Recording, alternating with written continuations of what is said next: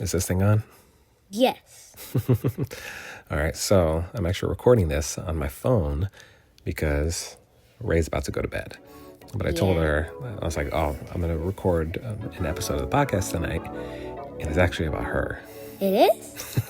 It is. What is it about? So I'm actually going to read the story called The Year My Daughter Fell in Love with Basketball. And it's a story I wrote 2 seasons ago, I guess 2 years ago, about the year that you started playing basketball and how the Indiana Pacers kind of helped you fall in love with the game of basketball. Ooh. Yeah. But what was really cool about it is that it was before, well, the Pacers weren't really good that season. But I know, but you and I had so much fun watching and learning, and you would ask so many questions about everybody, and it was just cool. And since the Pacers are in the playoffs right now and doing really well, I figured it would be a good time to bring out this story. Can I write it? Well, I already wrote it. I wrote it like 2 years ago. But can I help tell it? No, because it's pretty late. You got to go to bed. But it's only 8 o'clock. I know, but I go to bed in 30 minutes. Yeah, true. But also, you had a long day, so we're just I'll record it. But you can listen to it. It's coming out tomorrow, so you can listen to it tomorrow. Okay. And Biggie's in here, too. Mm-hmm. Biggie's our doggy. But do you remember anything about 2 years ago with the Indiana Pacers? Was Victor Oladipo on their team? No, it was after Victor Oladipo was on the team. It was it was the season that Tyrese started doing like really well, and Buddy Hield was still on the team, but we also had Aaron Nesmith and Benedict Mathurin. We don't have any Aaron Nesmith anymore? No, we do. I'm saying it was like his first year on the team. Okay. But it was a really fun season, so anyway, I figured it would be a good story to tell. I don't know it. Well, you'll know it tomorrow. Yay! There you go. All right. Thank you for being here for another episode of Course Side Forever, because as parents, we've got the best seats in the house. You know what I say next? Thank you! I say, let's enjoy them. Oh, okay. I forgot. Yeah, that's all right. You don't listen to it that much.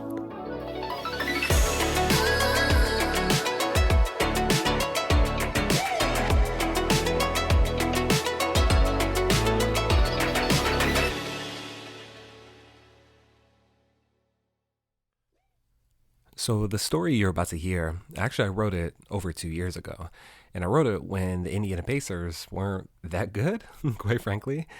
But it was a really special season, honestly, one of my favorite seasons, in part because the team was really fun to watch, but mostly because it was the year that my daughter really fell in love with the game of basketball. And given some of the Indiana Pacers' recent success, of course, they last year went to the Eastern Conference Finals. As I'm recording this, things can change very quickly, but as I'm recording this, the Pacers are up 1-0 on the Cleveland Cavaliers in the semifinals of the playoffs. And it's just, they're a fun team to watch, but I will never, ever forget this particular season, the season that I'm about to tell you about. So, without further ado, here is my story, The Year My Daughter Fell in Love with Basketball. 8.9 seconds. That's how long it took me to fall in love with the game of basketball. When Reggie Miller hit back-to-back threes, followed by 2 free throws in less than 9 seconds, leading the Indiana Pacers to win Game 1 of the 1995 Eastern Conference Semifinals over the New York Knicks, I was hooked. Basketball, that was my sport. The Pacers, that was my team. Since I was 8, I've been cheering for the Indiana Pacers. Not just cheering, but making their fandom a significant part of who I am. For better or worse, my wardrobe is filled with Pacers hoodies, hats, and jerseys. Through the glory days of the 90s to the Malice at the Palace, the GQ articles, and the Victor Oladipo show, I've seen it all. Well, maybe not all, since I haven't seen a championship. But the decision I made in 1995 to become a Pacers fan, and then confirmed in 2005 after Reggie Miller retired, has served me well. Outside of Indianapolis, there aren't many of us, and even fewer without ties to the Hoosier State. But the game of basketball has given me joy in countless memories, both on and off the court. The game, it's a part of me. So when I became a dad, I was curious if it would become part of my kids. As I approached fatherhood, there were things I wanted to be and things I wanted to avoid. On top of the list of things I wanted to avoid was making my kids like what I liked. I stress making because we can make suggestions, right? The idea of a dad who would only show interest in their daughter's activities as long as they align with theirs seemed irresponsible. I don't know the first thing about Star Trek, but if my daughter became a Trekkie, you can catch me in Lieutenant Commander LaForge cosplay at your local Star Trek convention. Though naturally, as our due date approached, my buddy custom ordered a vintage Pacers jersey for my daughter, complete with our last name on the back. Though my mind was open to whom she'd become, he knew what she was walking into. The Pacers' first game in the Reagan era was an exciting overtime win, but the season was anything but. Finishing with a 42-40 record, the Pacers were swept out of the first round against the Cleveland Cavaliers, ending in a Paul George trade request and a team in disarray. My goodness, is this the world my daughter was walking into?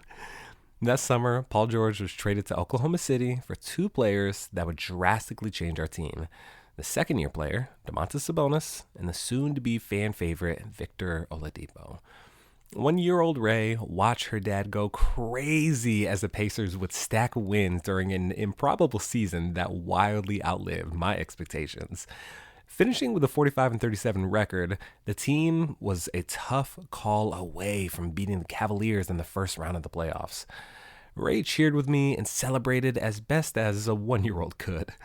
She didn't know much about what she was cheering for, but she knew that if she heard me yell, "Victor Oladipo!" then Daddy was about to pick her up and take her on an impromptu roller coaster ride throughout the house. Ray was a fan.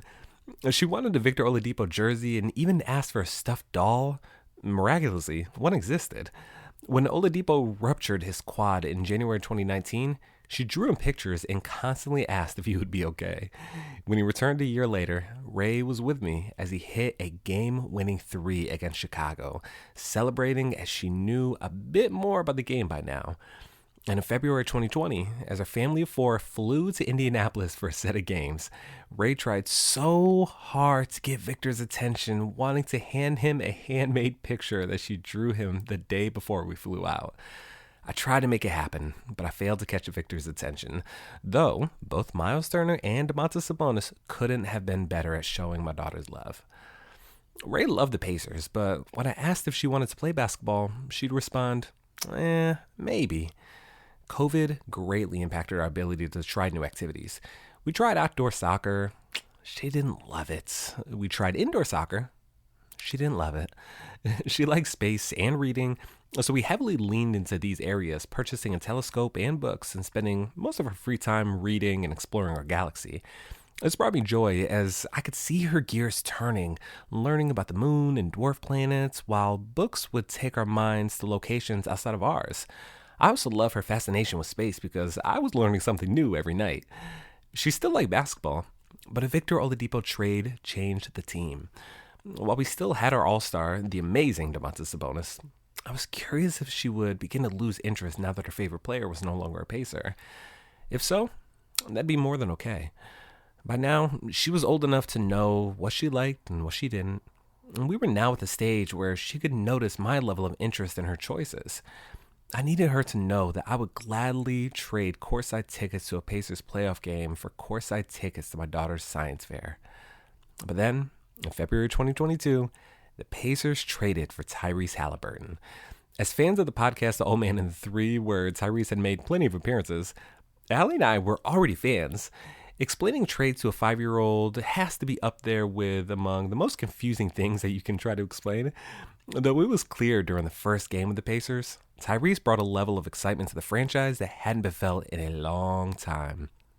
That summer, the team drafted Montreal's own Bennedict Mathurin, a 6'6" guard with grit and tenacity.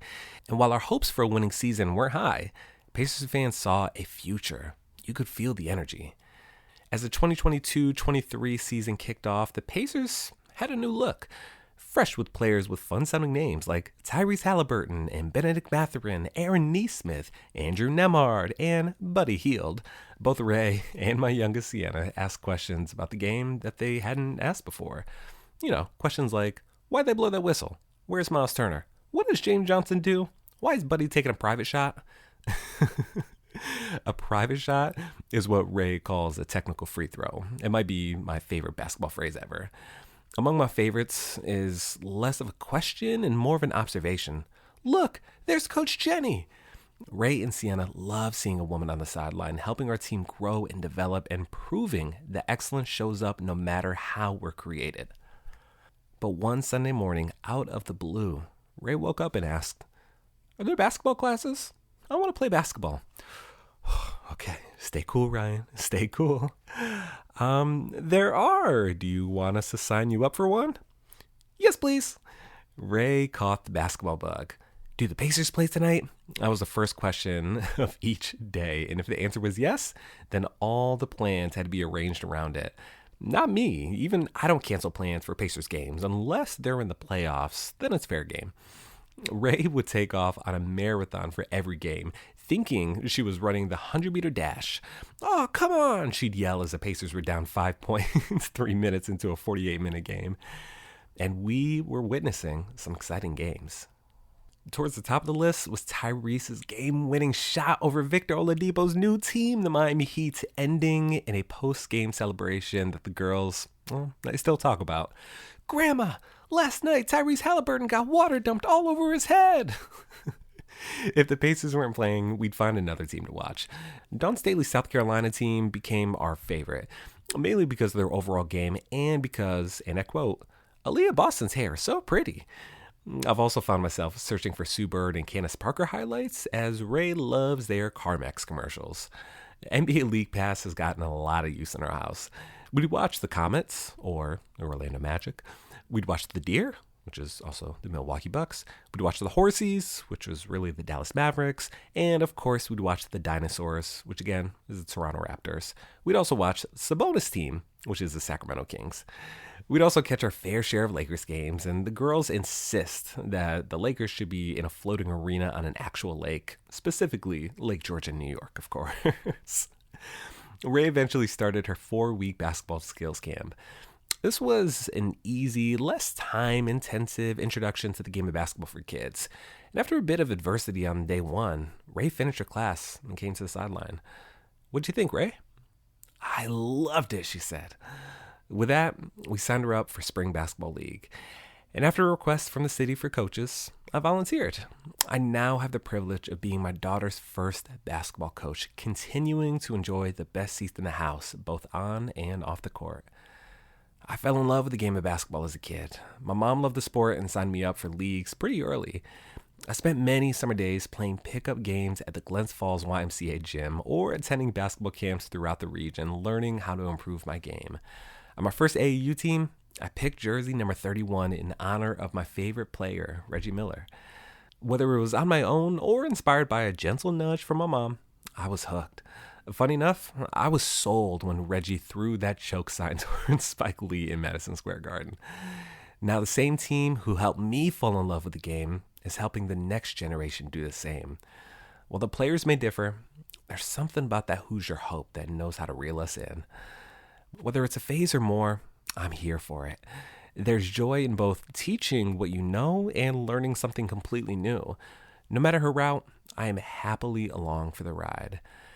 As I type this, the Pacers are 32-38, following the best win of the year against the Milwaukee Bucks and a Myles Turner dunk that almost sent me to the hospital.